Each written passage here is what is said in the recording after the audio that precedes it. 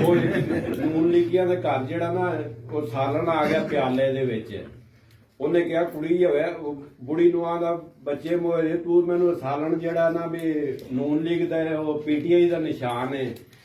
ਤੇ ਉਹਨੇ ਪਿਆਲਾ ਚੁੱਕ ਕੇ ਮਾਰਿਆ ਵੀ ਵੇਂਗਣ ਪੱਕਿਆ ਹੀ ਅੱਗੋਂ ਪਿਆਲਾ ਨਿਸ਼ਾਨ ਸੀ, ਵੇਂਗਣ ਵੀ ਨਿਸ਼ਾਨ ਪੀਟੀਆਈ ਦਾ।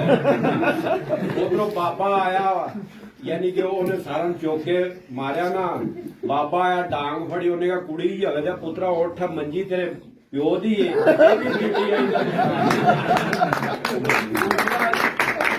ਮਾਈ ਆਈ ਉਹਨੇ ਜੱਗ ਫੜਿਆ ਹੋਇਆ ਸੀ ਹੱਥ ਦੇ ਵਿੱਚ, ਉਹਨੇ ਬਾਬੇ ਦੇ ਤਾਲੂ 'ਚ ਦਿੱਤਾ। ਉਹਨੂੰ ਆਂਦਾ ਕੁੜੀ ਹੋਵੇ ਜਾਂ ਡਾਂਗ ਜਿਹੜੀ ਫੜੀ ਪਿਆ ਇਹ ਵੀ ਪੀਟੀਆਈ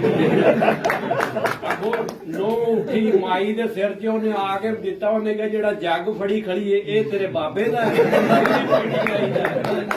ਅੱਗੋਂ ਜਿਹੜੀ ਨੋ ਸੀ ਉਹ ਆਈ, ਉਹਨੇ ਕਿਹਾ ਜਿਹੜਾ ਟੀਵੀ ਵੇਖਦਾ ਪਿਆ ਇਹ ਕਹਿੰਦਾ ਇਹ ਵੀ ਪੀਟੀਆਈ ਦਾ। ਉਹ ਇੱਕ ਬਾਬਾ ਵੱਡਾ ਉੱਠਿਆ, ਉਹਨੇ ਕਿਹਾ ਕੁੜੀ ਵਜੋ ਕਿਹੜਾ ਕਿਹੜਾ ਸਮਾਨ ਬਾਹਰ ਸੁਟੋਏਗਾ ਸਾਰਾ ਪੀਟੀਆਈ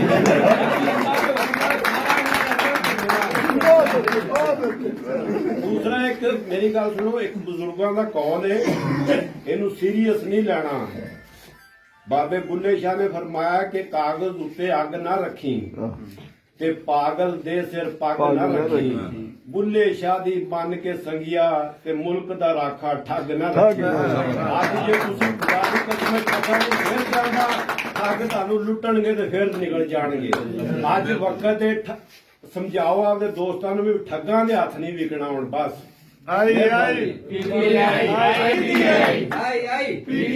डॉक्टर अजीमुद्दीन लखवी जिंदाबाद, डॉक्टर अजीमुद्दीन लखवी जिंदाबाद। सालों में क्या गया है कौम गैर मुस्लिम सुन लो कि जेड़ा नबी दा दर्द है साडे दिल दा दर्द है, और दिल दा दर्द जिस्म के हर हिस्से नालों ज्यादा दर्द है। जो तुसीं सानू ये ठेस पहुंचांदे जे सानू ये दर्द बहुत महसूस करता है।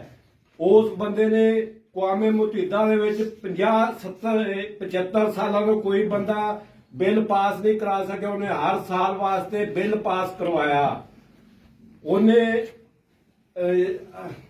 यानी कि लंगर खाने बना दिते। 12-12 हज़ार कोरोना के दौर च हर बंदे नूं पैसे दे दिते। 10 लाख का सेहत कार्ड दिता। इन्हां डाकुआं दा जदों भी हुकूमत आई है इन्हां ने बाहर लंदन च फ्लैट बनाए ने, जरदारी ने दुबई च बनाए ने।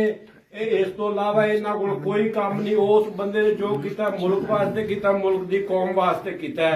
लिहाजा हर बंदे नूं अपने मान और यकीन दे नाल वोट जेड़ा ना इंशाअल्लाह प्याले ते दिओ दोवें वोट, और तुहाडे इंशाअल्लाह कामयाबी दी असल निशानी इत्थों शुरू होनी है, वरना बर्बादी तो इलावा काम होर कोई नहीं।